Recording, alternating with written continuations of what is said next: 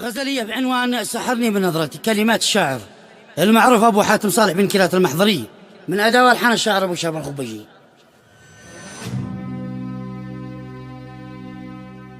فسبحان من أبدع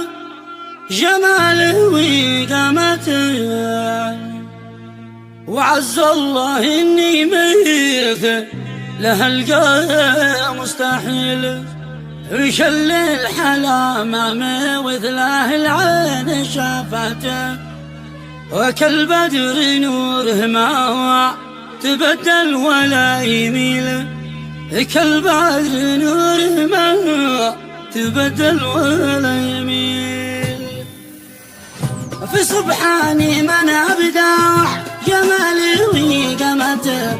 وعز الله إني مثله القاي مستحيل، وشل الحلامة مثل العين شفته، وكالبدر نور ما تبدل ولا يميل، كما اشتاق اشوف ذوي ساحرني بنظرته، واصبحت انا مسحى يوري من طرفي الكحيل، واصبحت انا مسحى من طرفي الكحيل. ونادر وصوفي كوام تمنيت شوفته، تمنيت اشاهد وجه الباقي الجميل، لأنه أسر قلبي بحبه وهيبته، وخلاني يمشي مثل معابر السبيل، فلا بد ما ألقاه وأعرف عشيرته، وأطلبهم القربى وهو ما يطلبهم أشيل، وأطلبهم القربى وهو ما يطلبهم أشيل. علشان من فقيل حلافي وسمته،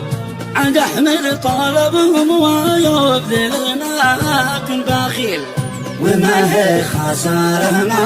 من بذل عيل راحته، ومن حقق أحلامه وشفى قلبه العليل، هويته ولا تحمى والفراق وغيبته، ولا ارتاح إلا حاولنا أشوفه ولو قليل، ولا ارتاح إلا حاولنا أشوفه ولو قليل. لأجل حوية الشعر لأن هوايته، ومغروم في طبعه وأسلوبه النبيل، ومشتاق له شوق المفارق لأسرته، فهو مرهم الأجراح والشاش والغسيل، ومن كثر شوقي قمت نظمت شيلته، على حسنها اللي ما في الكون لماثيل،